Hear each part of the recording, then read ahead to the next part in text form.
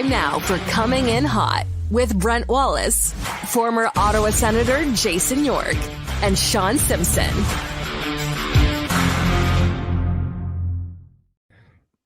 Hello, everybody. Welcome to Coming In Hot. Brent Wallace alongside Jason York. Shawn Simpson still under the weather or on a beach. We're not sure which. Might be on vacation. Sound like, remember Forrest Gump? He's on vacation. Forrest's dad. That's where he is. He's on vacation. Don't know why I just thought of that, by the way. Your movie recall, though, I will admit, is pretty good. Oh, dude, it's so I've got these gifts: movie recall and songs. If I go 80s, name that tune, it can't be beat. I cannot be beat. Yeah. We should go to trivia night. I think. Oh no, you don't invite me. Well, listen, I'll say this while you've been. I'm going to give you a rare compliment. Wow, you're starting to grow on me. You've had a couple funnies lately. A couple little subtle jokes are pretty good. You know, maybe there's another layer of the onion that's being peeled off here. We know that you've sung in a church choir. You're a dog guy. I'm a dog guy. So maybe there's some I don't know. Call me crazy, but maybe one day you can come to the cat. One day. Oh, York Chop, you're just playing with me. Anyway, you like that name? You like that name, don't you, York Chop? I like it. The chat loves it. So it's mentioned several times already in the chat. Did you see? I think Eric sent out last night the picture of you. You had me on the grill, and if you're gonna cook me up, don't overdo it. Don't do me medium well. There it is right there. Look at me while he's on the barbecue. You know, I will. That will be crispy. That is done to a burnt steak. A little dash of salt. Eric's killing me, by the way. Like sending this stuff, and then all game long, I'm watching the game, and all I kept saying was, "It's me, Amadio." When you get something stupid in your head from the Mario Brothers, and I couldn't get it out. So funny you say that. Well, we're gonna completely go off the rails right now because I spoke to Michael Amadio today after his media availability, and I just said, did you? Yes. I was like, have you seen perhaps some stuff on social media as you dressed as Mario?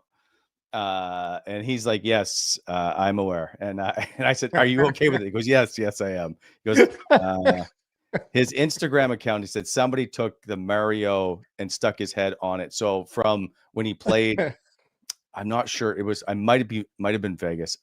So he's fine with it. He likes it. It's entertainment. So he's not upset, which I was a little concerned about. I was like, hey, just want to double check. So it's pretty good because it's when you do it in the voice, it's like you got to do the voice. Do the voice, Wally. Let me hear. I did it to him. It's me, Amadio. That's sick because it's so good. Like this is what we do here. We make good nicknames. That's what we do. Well, somebody's got to do it. Well, hockey players are the worst guys at making nicknames. Whitey, Wally, Philly. Yorkie. Like it's so lazy. It's lazy. So anyways, I like this. That's a keeper. It's a keeper. By the way, did you hear Josh Norris last night call Giroux not G but Red? Oh, he called him Red. Yeah, Red or red beard. I know Giroux gets the good red beard, when he grows the beard. He's got the old red beard going. But he said Red, and I was like, oh, I have never heard him referred to as that before. Oh, well, that's a good one. Better than. Okay, let's get to the game. Okay, because it was, but it was a good game. I don't know that there's much that you can complain about with that game. Is that a turning point, Yorkie, of the Sens season? I know it's 15 games, but you've got to think that that's a big win. The turning point was that save in overtime against the Boston Bruins. That save, somebody might have tweeted that out, that save could have turned the entire season around for the Ottawa Senators. Well, it turned around the last couple of games because, they could have ended up losing that game, which they completely dominated. And even last night's game against Toronto, there were times when Toronto was just kept hanging around. They had no business being in the game because 5-on-5, Ottawa was dominant. But a couple, I don't want to criticize the rest, but they were atrocious last night. Some of the calls, Yeah. but it's not just that; it's the timing of the calls. So when you're, I think it was maybe 2-0 or 1-0 at the time, and Ottawa was, I think it was 1-0. Ottawa was all over Toronto, and it's just the ice was tilted, and all of a sudden you get a soft call, and that soft call could totally change the momentum of the game because you've got a team that's vastly been outplayed. That call gives Toronto a power play, and Toronto had some really good looks on that power play, but their PK was exceptional, and so was Ullmark. Even though Ullmark wasn't that busy, he made key saves when that game was still, I like to call, in doubt. Because and it's even worse when you're out playing a team that badly. And they had, remember, Ottawa couldn't score for the longest time. It's 1-0. They got all these great looks. Stolarz was playing great, by the way, for Toronto early on. But I just found if they would have scored on a couple of those early peepers, then it could have been a different game. So yeah, so that save for me that he made against Boston turned a lot of things, because they never used to get that save before, Wally. We know that. Well, they wouldn't have gotten to overtime. No. So, and then backing it up. So yeah, to me, it's a great start. I think like I listened to some of the audio from Travis last night. Yeah. And they kept asking about identity and all this. And he's like, it's a start. And it is. This is a start. This is a start of building something. And now you got to do it again. And that's the key. And that's what Ottawa's always struggled with in the past. But I see signs of a different hockey team. And I see signs of a team that's playing much better defensively. Like, do you remember that play last night? It was later on the game. Again, when the game wasn't closed out yet. And Drake Batherson, I think Noodles, Jamie McClellan pointed this out on the broadcast. Drake Batherson came really low in the zone. And a lot of times, if you remember Ottawa, how they played last year, their wingers would be so high in the D zone, they'd never come back and help the D out. Like, they call it collapsing around the house. Yep. Batherson collapsed around the house, intercepted the pass because he was on the right side of the puck, and then with the composure he's been playing with lately, kept the puck, made a nice play. He makes a stick-to-stick pass later on, and because of his good defensive posture, he ends up getting a scoring. You remember that play, Wally? He ended up getting a scoring chance out of it. But those little things I'm seeing in Ottawa's game that I wasn't seeing last year. Not far enough. You'd see it sometimes, but now I'm seeing it more often than not. And to me, that's a really good sign that, to your point, perhaps Ottawa is turning a corner here. Dave Cameron used to use the same term, like 5-man units in all three areas of the ice. But today, Travis Green said, when we're connected, we're playing well. And it basically means the same thing, where you're right, you're above the puck, you're trying to keep everybody contained, all that stuff. And so your point is exactly what Travis is getting at today. Everybody likes to see this. This is the thing with today's hockey, right? Everyone wants to feel that they're an expert, and they make up all these little terms. And remember Greasy? Like, hockey's not complicated. Stay on the right side of the puck. Yeah. Don't turn the puck over. Back pressure hard. We call it, it's not back check anymore. It's back pressure. Or you can call it tracking.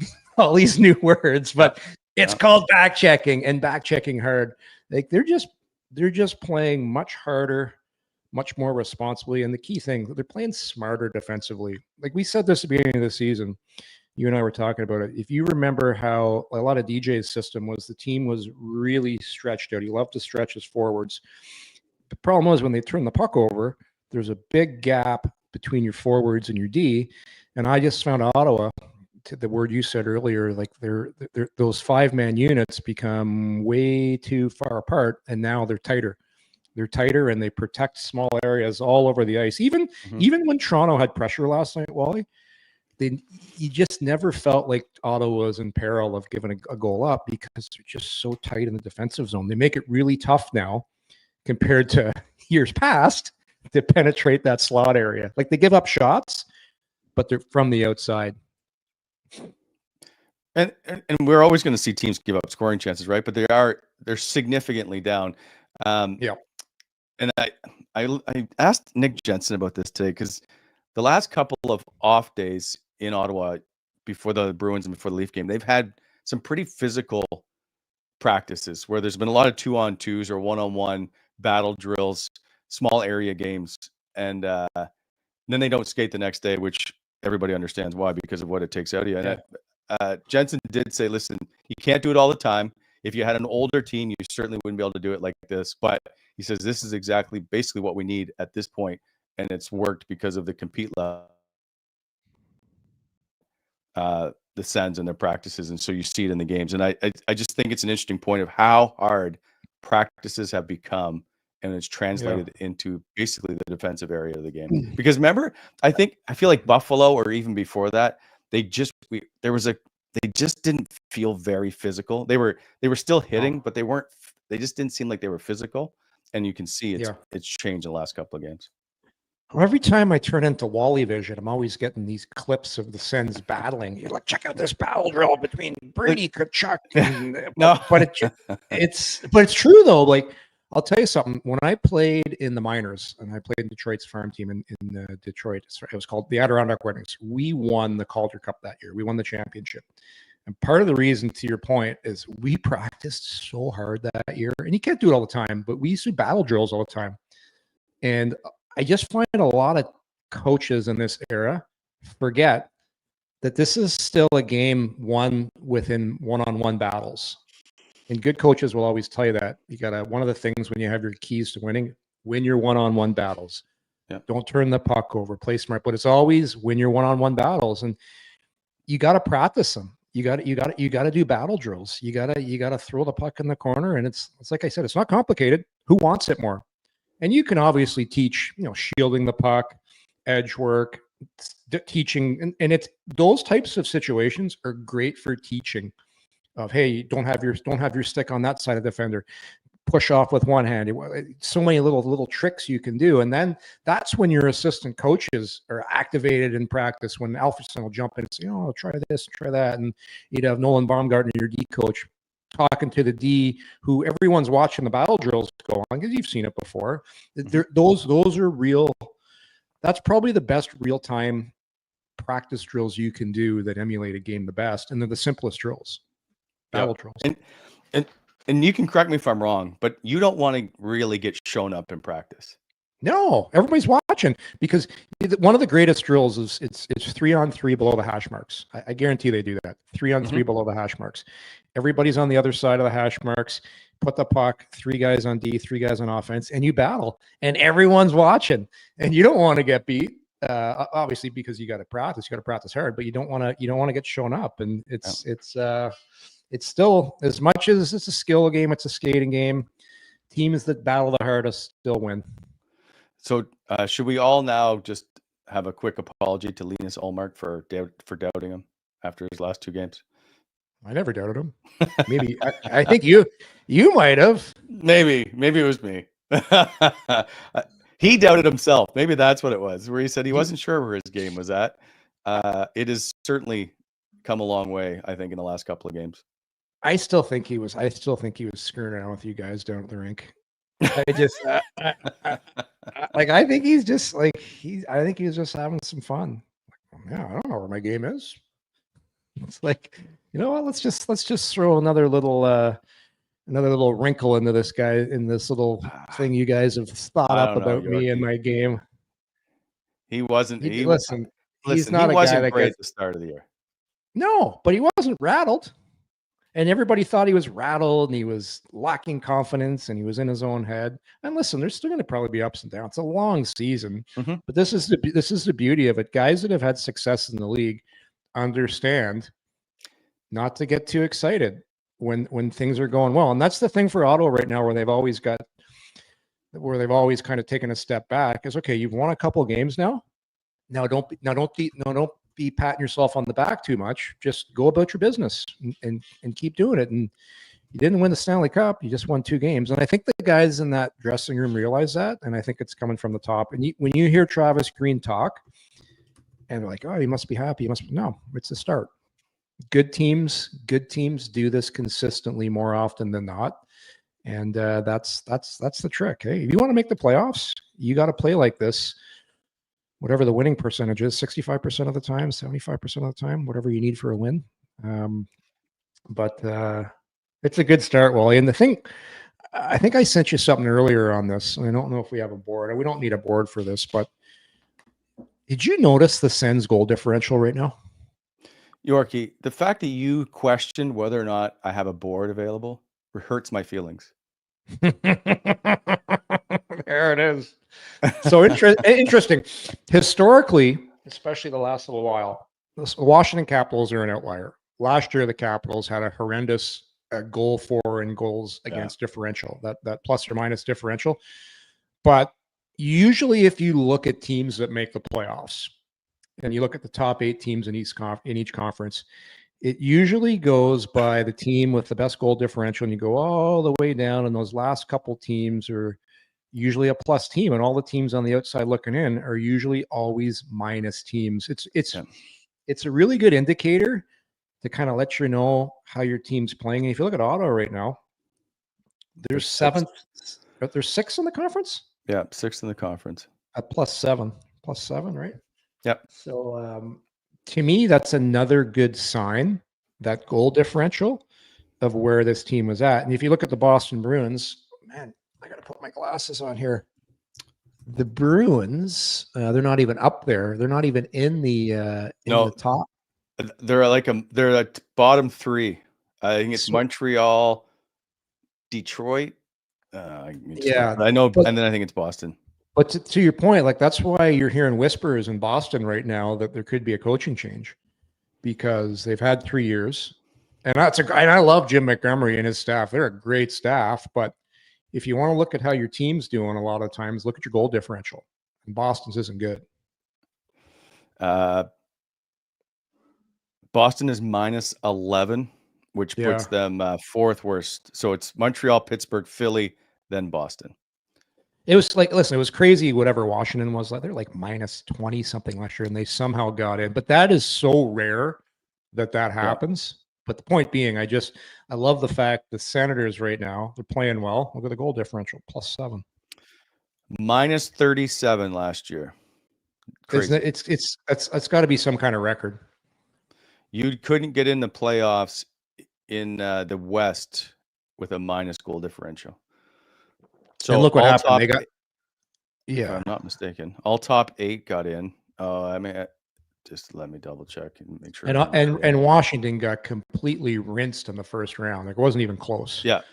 So everybody was +22 or +21 or higher in the West to get in. Anyway. Yeah. Every team that was a plus team got in. Every team that was a minus did not get in the West. And so I'm not a big stats guy. Like stats, I find don't always tell a lot of the story. And it's not always the thing, but I think it's a pretty good stat most times to tell you where you're at. We have a couple of there's lots of discussion about Shabby and Nick Jensen in the chat. We will get back to we are getting to that. It is part of the show, so I just want you to know that we will be discussing that. This show proudly presented to you by Charm Diamond Centers. Over 85 locations across the country through Charm and their sister brands. They've been around since 1972, which is older than me, shockingly, Yorkie. Get custom ring building delivered in less than 4 weeks with the Charm Masterpiece Program, an unbeatable pricing policy. Check out a large selection of Canadian lab-grown diamonds, mined diamonds, and don't pay until 2025 with their instant in-store financing on approved credit. For more information, go to charmdiamondcenters.com. Do you want to do it? Are you going to do it? Chosen forever, Charm Diamond Centers. Oh, well, you got some good pipes going there. It's sad when people are now looking forward to this. Your church singing background is coming in handy here on the podcast. Who knew? Hallelujah. Hallelujah. Were you were you a backup singer in a sister act? No, Yorkie. No. Can we move? The defense. Let's just get to the D. I was going to do secondary scoring, but we'll skip that and go right to the D for now. Okay.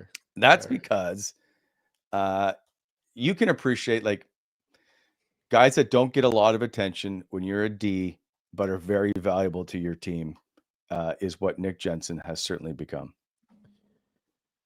Yeah. Well, listen, if this is the thing this is the thing I think Steve Stais got right in the summer. And I loved the move when he made it. I'm not afraid to say it. Hey, hold on. Do you want Yorkie? I'm gonna help you out right now, because I went back to our show on January 12th, 2003, which is basically 22 months ago. 2023. Yeah. Oh, wow. We were discussing Okay. right shot Ds. We had Matt Dumba was in that group. I'm not a Dumba fan. And you said you weren't a Dumba fan. And then we went to Nick Jensen. Here's what you said about Nick Jensen 2 years ago. It may take me a second to get through this, so I apologize. I'll tell you, every time I watch this guy play, he's a guy that's built for today's game. He can skate, he can move pucks, he can do exactly what we talked about on the last pod. But a lot of Ottawa blue liners struggle with, and that's getting the puck up to the forwards cleanly, crisply, and on the tape and in transition. Is he the best defender? Well, you don't have to defend as much when you're moving pucks the way he does. I think he's one for the money right now. He makes $2.5 million. The question is, what will he get?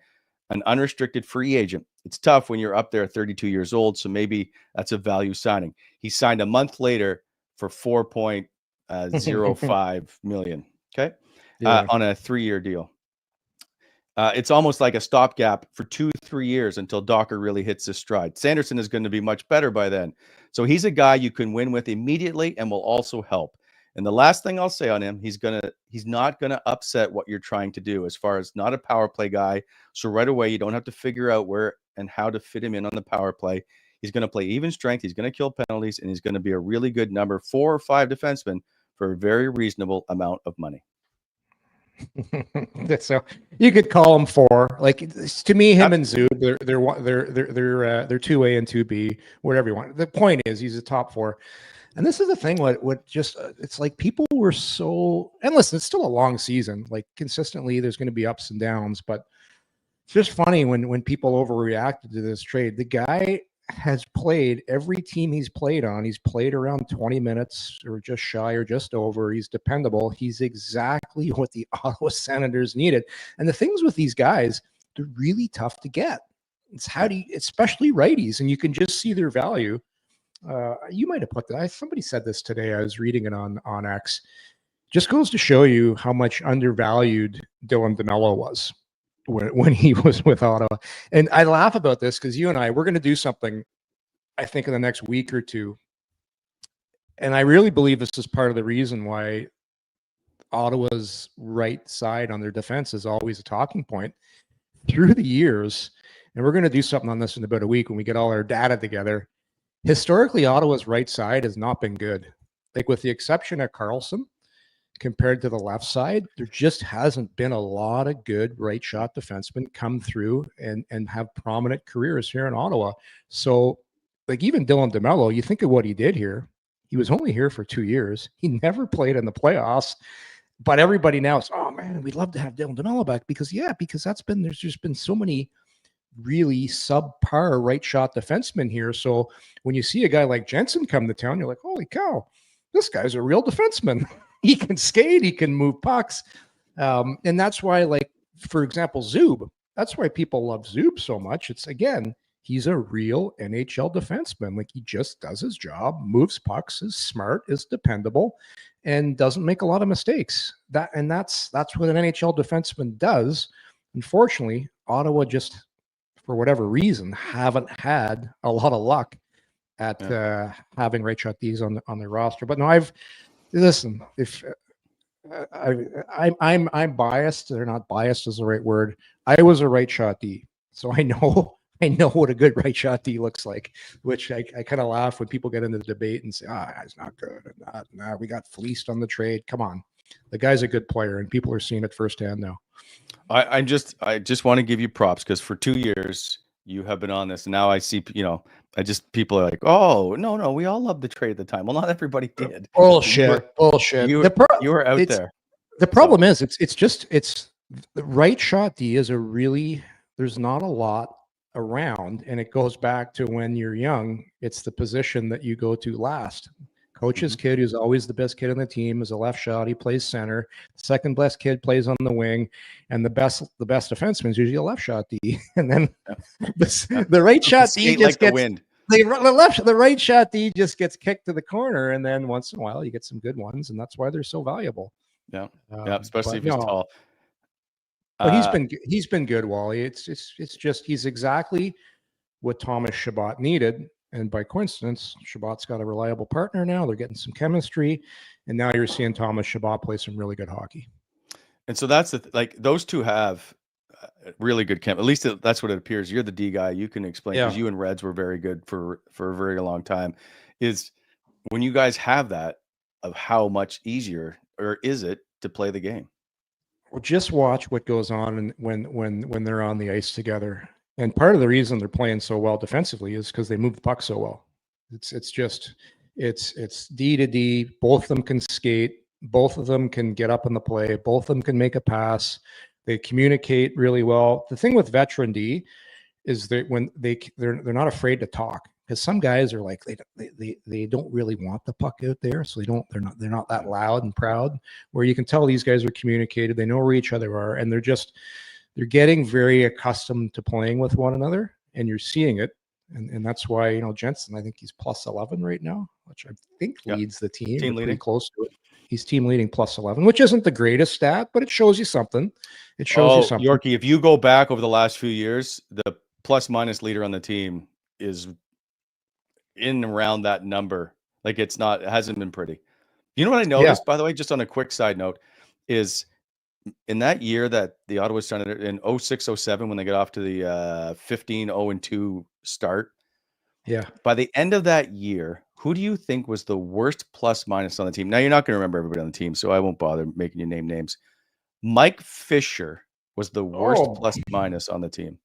Really? And he was always a pretty good, reliable defensive guy that worked hard.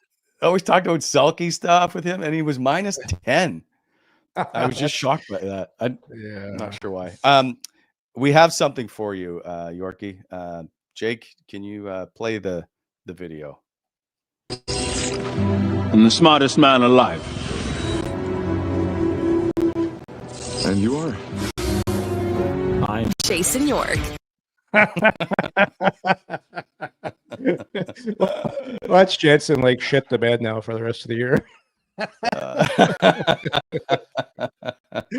So yeah, you can rest peacefully. You've nailed it. Is that our Cub reporter Eric up to his old tricks again? That's Eric. Eric is he's are they letting him back in the building? Is he allowed back in? I haven't tried. It's funny because when you guys went to the game over in Gatineau, like he was up to some crazy stuff. I thought Mendez gave him the stink eye, didn't he? He gave him the stink eye. He did, yeah. But clearly he forgot about it. Eric was allowed to come to practice with me, and he hasn't done anything since. Okay, perfect. Hey, Because Eric's doing some good work. He's doing some good work for the show. Love Eric. Yeah, he's been fantastic. Okay, so I did ask Nick Jensen about the missed call when he was basically almost decapitated off the draw, and he's pissed because he's like, I don't know what happened. It's the third time I've been high sticked, and not once have I gotten a call. And he said they told me that there's no penalty. First he goes, I don't know. There's only 2 refs on the ice, so I don't know what to tell you. So, he's making a point. But then he goes, they told me since the play hadn't started, it's not a penalty. Oh boy. I was like, that does make no sense. But you know what? I've always said this. There's 2 sets of rules in hockey. So during the play, like if you accidentally graze your stick on a guy's pants or maybe touch his head, you're going to get a penalty. But after the whistle, you can punch a guy in the head 3 times. You can jump on a guy and cross check him. You can cut a guy open. It's just that's what makes if somebody was watching hockey that has never really watched the game before, and they were showed the rule book and what's called, and they're like, this is like 2 different sets of rules. The rules after the whistle, and it's just so funny. Everyone's so worried about head contact and concussions and all this stuff, but after the whistle, fill your boots. You can do whatever you want. It's funny, I don't usually get too wound up about officiating because it tends to go both ways, whether people want to see it that way or not. Yeah. But that play and the Pinto OEL play where they both got offsetting, I'm like, yeah, that was about. Well, again, that to my point, I think it was 3-0 at the time. Yes. In that game, the ice was completely tilted in the direction of the Ottawa Senators. So you make it go 4-on-4, you're essentially keeping Toronto still in the game. Where if you got a guy that and that was pretty blatant. You jump Pinto, you're on him. Like if he doesn't, I watched the replay this morning, and it's like Pinto didn't do anything. Like he was trying to get up, and he gave him a shot. But, like to the point is like that's when you got to have some feel for the game as an official, and say, you know what, you guys have been totally outplayed. It's one thing if he purposely tried to get the goalie, which he didn't, then you take both, but he didn't. And then, but you let a team hang around in a game that shouldn't. And that's the only time I really get bothered with the officials. I just find guys today don't have the same feel that the officials used to have before. But I'll say this, I think it was one of the refs' first games, I believe. I think it was one of his first. And it's tough. Like, I get it. It is really tough. Things are happening fast. You got to make a split-second decision. And these guys are the best in the world. They're the best at what they do. But listen, it's the same as the players. You're up for criticism just like the players, and you're told. I like to point out when the refs do well too, but I just thought last night was a very off game for the officials. It was, yeah, it was weird to me. Anyway, Vern Conlon, thank you very much for your donation. I appreciate it. We appreciate it, I should say. Yorkie, you've talked about Michael Amadio a lot before when they signed for him and brought him in. And said he was a valuable piece, and he rightly so. I'll say he struggled at the beginning, right? Went pointless in his first 8 games. He was never brought in to provide offense. No, but him and Noah Gregor together, you can good. say Pinto or Stopchuk for now. They have been really, really good. And so now Amadio scored in back-to-back games. He's got 4 points in his last 7 games. He looks like a different player with some confidence right now for me. Well, things are going in for him now. To me, he's doing the same things he was doing before. He's had a lot of scoring opportunities, Wally, where it hasn't gone for him. He's set guys up where it just hasn't gone in for some reason. I just love how instinctually aware he is out there. I just made that little phrase up, by the way. Instinctually aware. We tend to, but once a show, we make up a new word. He's instinctually aware of what's going on at all times on the ice. I did a Yorkie vids last night of him on the forecheck.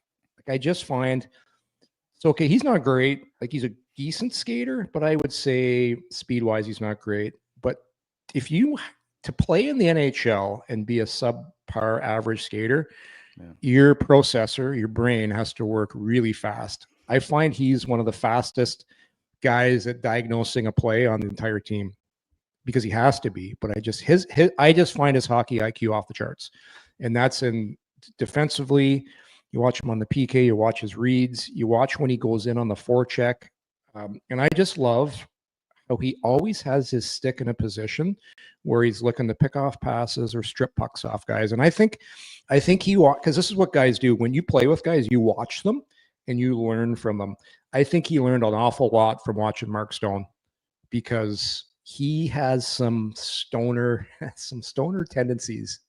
I don't know if that's a good phrase, or stoner tendencies. He's got some Mark Stone tendencies in his game. As far as, listen, before people say he's not Mark Stone, I know he's not Mark Stone, but you can watch players and take some little pieces out of their game and try and emulate them.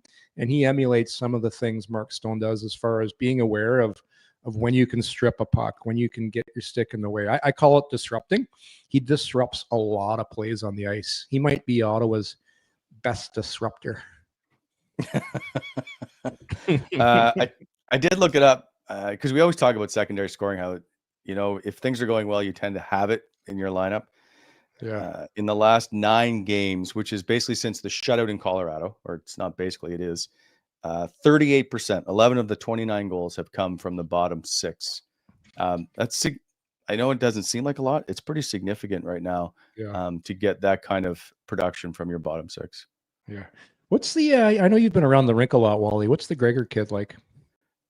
He's really, really good. Like, I will say he seems like a fairly normal hockey player, which I appreciate about him. Quiet, but he's like a pro. He just does his job quietly. He loves to, he sits in his, like, I won't say he sits in the stall and waits for us to come over, but he will come over, he will engage with you if you want to go have a chat with him. Like, he's very open and accommodating. I really, really like him.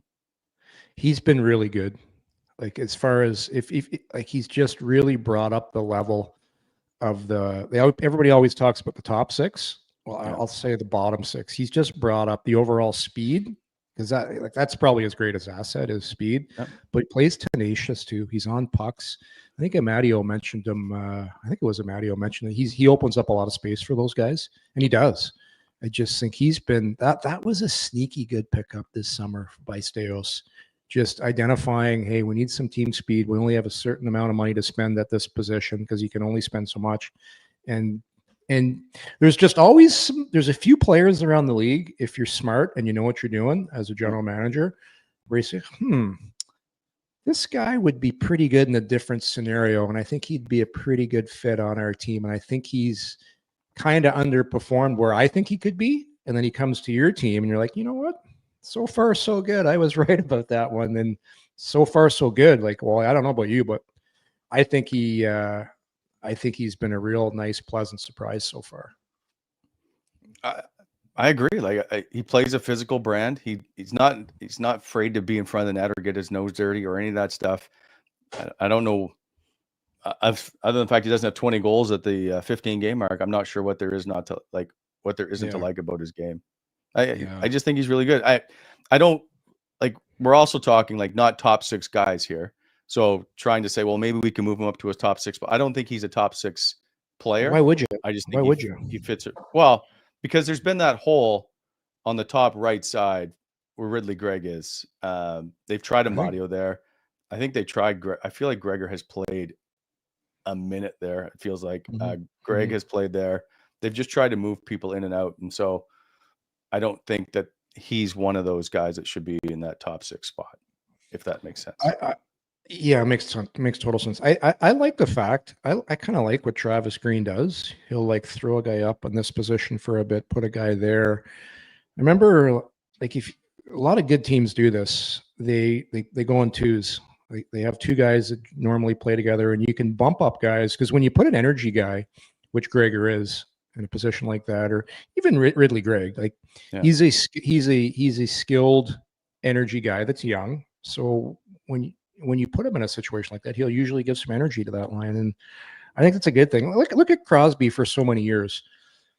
Like, before Chris Kunitz came to Pittsburgh, he was just a grinding guy who didn't get a lot of offense. But you put a guy like that with a really good player like Crosby, he's going to do a lot of the dirty work. And I personally like that. As a defenseman, I loved playing against a line of three guys that were all skill guys that weren't physical, because you just know none of them are going to hit you. None of them are going to make it hard on you. And if you can skate as a defenseman, I prefer playing against three skill guys, but you throw a guy with two skill guys who's going to make it hard on you on the forecheck and make you pay a price. I think it's a very smart thing to do. And I'm not a fan of three skill guys together, because I think it's just too easy to play against. I agree with you. Quickly, and we should have probably brought up this up. Can we go back to the lineup? There's been questions about when David Perron comes back, what happens to the third line, or I should say the fourth line. And I think it's going to be, until we know, and there may be an injury between now and then, I think it just rotates. I believe that McEwen will play some nights and Nick Cousins will play some nights, but that those guys will rotate in and out. I think it's an easy decision based on what I've said. Cousins would come out right now if that decision had to be made today. And that's not just because of the penalties. The one penalty was not a penalty. The other penalty wasn't, a little bit of bad luck, but I'd like to see a little more speed out of Cousins. I personally think Ostapchuk should have played him, if you ask me.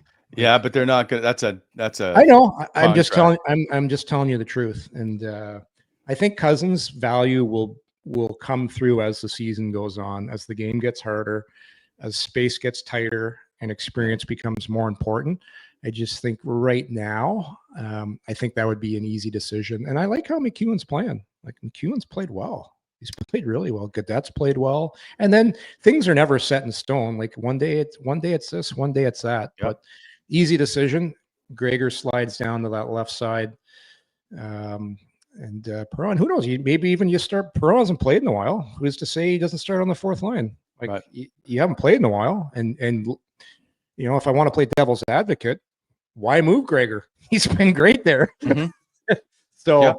but that's the thing. Like that's the thing. There's now options on this team where you can move certain pieces around. Agreed. And Travis Green mentioned today, he's like, Shane Pinto's game was okay against Toronto, much like Artem Zub's been okay just getting back in the lineup. He's like, it takes a while when you've missed 8-9 games to find your game again. So I wouldn't shock me if David Perron doesn't play full third line minutes, right? Just trying to get back into the lineup whenever that is. Yeah, 100%. Like he's been through a lot. He's had some family issues going on. It takes a while to get back in the game shape. Like how many games has he missed now, Wally? 9 or 10. Yeah, so there's going to be a transition period for him, and you're not going to put a guy into a situation right away. Timing takes a while to get back, and game speed and conditioning. Okay, quickly, let's take care of some business before we move on. You go first. Well, as always, big thanks to our friends at BEI, Bonnechere Excavating. As always, Bonnechere Excavating, they're helping to shape the Ottawa Valley, and you can use them for some equipment rentals, aggregate and topsoil supplies, as well as hot mix paving and custom crushing and screening. When planning your next project, you can give them a call at 613-432-1120 or on the web at bonnechereexcavating.com. BEI helping to shape the Ottawa Valley.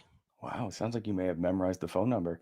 And as always, this show is presented to you by Bet365, proud partner of Coming in Hot. Open an account today with Bet365. Bet on a huge range of markets. So whatever the sport, whatever the moment, it's never ordinary at Bet365. Use code NATION, NATION, must be 19 years of age or older. Please play responsibly. Download the app today. And I will say quickly, by the way, we both picked the Sens last night, which was good. I felt really good after they scored on the opening shift by Josh Norris. Hey, I think we had a bet on that yesterday too, didn't we?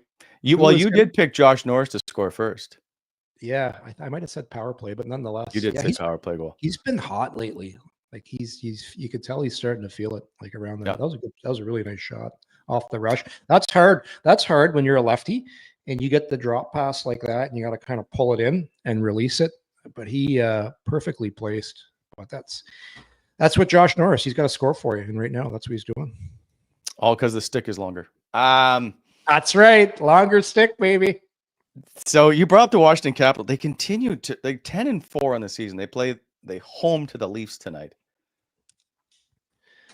I did not see this coming, Wally. Like I thought Washington was really. I thought their whole season was going to be revolve around just get Ovi the puck and give him his one tease and get him closer to Gretzky's record. Everyone's going to be happy, but they're actually winning, which is crazy.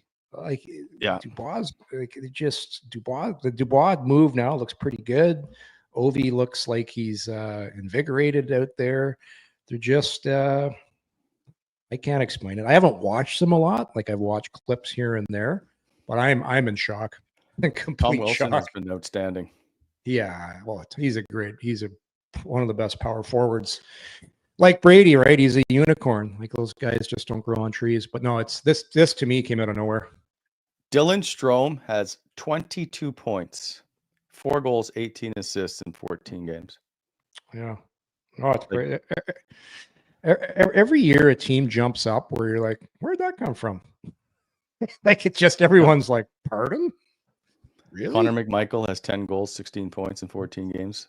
And Ovi was like crushing Connor McMichael a year ago. He was making fun of him. They're talking about, remember that? Remember the quote? They asked him in the first round of the playoffs, they're like, so Ovi, what do you think, guys? Or they had a game against Edmonton. And they asked how they thought they were going to do. He's like, well, they got McDavid. We got McMichael. He kind of like threw a little it was actually pretty funny. And I'm like, that's pretty good, Ovi. Oh, that's pretty good. Sorry, Lise L. Thank you very much for your donation. We I much appreciate it. So Yorkie, the Philadelphia Flyers come to town tomorrow. I know it's not technically a big game on paper. However, it'll be interesting one to see. So here's the thing. Who do you start in goal? I know that's a stupid question because you're going to say, well, Linus Ullmark, because he's just coming off a shutout. But that didn't matter in the 2 times they started Linus Ullmark after Anton Forsberg shutouts. And Philly would seem to be the right game to put him in. Let me throw my spectacles on here so I can see this schedule that you've so nicely displayed for us. So you got Philly Thursday, you got Carolina on the road, and historically Ottawa's had horrendous time. Didn't Forsberg used to play for Carolina though, Wally? Yeah, not a lot though. Yeah, so I think if it's me calling the shots here, I'm rolling with Ullmark against Philly, and I'm going to play Forsberg on the road in Carolina. I think you got to bank. I think you got to bank in your mind. You got to bank no points or sure points, but put in the goalie right now who you think you have the best chance of winning with. I know Forsberg had the shutouts before they didn't play him, but I think they go. I think they go back to Ullmark in this one. The travel wasn't tough. You went to Toronto, you came back. It was easy peasy. Today, I'm sure it wasn't a tough day. It was just an off-ice workout. There you go. So off-ice workout. So did Forsberg even go on the ice today? I'm not sure. No, they could. The 67s played a junior game there against Kingston at 10 the school day. So they weren't on the ice. Unless it was after, which I can't imagine it is. Against Carolina, he's 3-3 lifetime. 2-2 in Carolina, but he hasn't played there since 2021. So put it this way. Forsberg hasn't played since the New York Islanders game. Correct. So that's correct. a week since he's played. He didn't get a full practice in 2 straight days. It was a pregame skate against Toronto, and it was an off ice. So I'm going to go with the guy that's in a groove right now. That's kind of feeling that he's in game. He's in that little routine. He's had 2 outstanding back-to-back games. I'm going with the hot hand. It's not without question. Ullmark's starting. And then I'm leaning towards going with Forsberg against Carolina. You could even roll with Forsberg again in Carolina, Ullmark. But let's see how the Philadelphia game goes. But I'll be shocked if Ullmark's not starting this game at home. So Carolina's 11-3 on the year. Oh, they're rolling. They are rolling. Dumb question. Do you just chalk that up as a loss going in there? But here's the great. You're like, we're just going to go with our backup. Here's the great thing, though. Ottawa's got a luxury right now where their backup has played some really good hockey, where you don't feel like it's a downgrade with him going into the net, and that's a position. You can't say the Ottawa Senators, although it's early, but Forsberg through his good play now has earned the trust of the coaches. And you'll say, well, why don't you put him against Philadelphia? Then, because I'm going to go with the guy that's kind of rolling here, and then. It's not set in stone that Forsberg goes in that Carolina game, but I would lean towards doing it that way because Senator pointed out, and I just looked it up. Linus Ullmark is 0-4-1 in 6 starts against the Carolina Hurricanes. The Senator is wise, eh? He just got that quickly, snapped it up. Thanks for that. But that. You'll see this happen in the league a lot where you put in your quote unquote backup against a tough team. So there's not that pressure element where you're going into a building. You know what? Let's throw a curveball here. Let's throw Forsberg in. I know this is the best team. And Forsberg, he wants to keep earning the trust of the coaches. He wants to keep this ball rolling too. And he's played great. So let's go, right? And the team's going to rally around him. So to me, that's what I would do. Okay. You're not crazy. You're probably right. I hate it when you're always like, we'll see. I just wish we could take the title down, smartest man in hockey, but then you just come right back and you're right again. Bugs me. Yep. It's tough. It's tough, Wally. Listen, you're the musical guy. Okay. Well, I promise not to sing anymore in the show. Well, now you've done it. You sung the Charm Diamond jingle. Now you got to do it every time. The people expect it. They want it, and they demand it. Okay. Well, we'll see what happens tomorrow. We are back. Oh, David Martin is the winner of the gift certificate to the Butcher's Wife in Pembroke. Sorry, I totally forgot to do that earlier. David Martin, I will get in touch with you and get that out to you as quickly as possible. And you know what? Just because we're in the mood and Timmy played his 300th game last night. Yeah. If you would like a Tim Sttzle bobblehead, just email the show at cihsends@gmail.com and we will pick a winner. Okay? Nice. I'd like a Sttzle bobblehead. We just did 50 minutes straight on the Ottawa Senators. Did we even bring up Stützle's name once? No. And I had a bunch of notes and I was like, they've all been talked about. Like he's just really good. He's really young. He's played 300 games and he's breaking records left and right. And I don't know what else to say.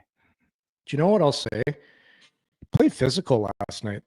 He got in on the forecheck a couple times and he was using his body. He's a strong guy. Like you look at him, well, you've seen him at the rink. He's thick. Like when he puts that little dimension to his game, I think he plays better. Like gets in, throws a couple hits. And you don't want him running around like an idiot, but I like that because when you're arguably, well, he is your most skilled forward. Is he your best forward? You know, you can make a debate, Brady, whoever. But the point is, one of your top guys plays that way, it inspires the rest of your team to play that way too. And it's really good to see. You can tell he's buying in to what Travis and the coaching staff sell him. So yeah, like I don't know what else to say about him. Yeah, just keep it up. Like just that's the tough thing with this league. Like now you got to keep doing it consistently, game in, game out. I just like I find his decisions with the puck when he has it. He's not trying crazy shit he's using his skill in the right areas of the ice. And he's not turning pucks over like we saw when things would go poorly for him in the past. And it's tough, right? Because you've got all this skill, you've got all this talent, you can get away with a lot of stuff, but you just remember about last year when Jacques came in, he was like, the challenge is we got to make sure he makes the right decisions and these areas of the ice, we can't turn the puck over. I just find he's making much better decisions with the puck. It's just a mature factor, right? Yeah. Like, hey, how many times you heard that word at a press conferences after we played a mature game? They're all saying it, eh? They love the word mature. It's true. And they have been very good of late. We'll see if it continues tomorrow. We'll set you up for the game, 4 p.m. Join us then. Thank you for joining us today. We'll see you. Thanks, everybody. See ya.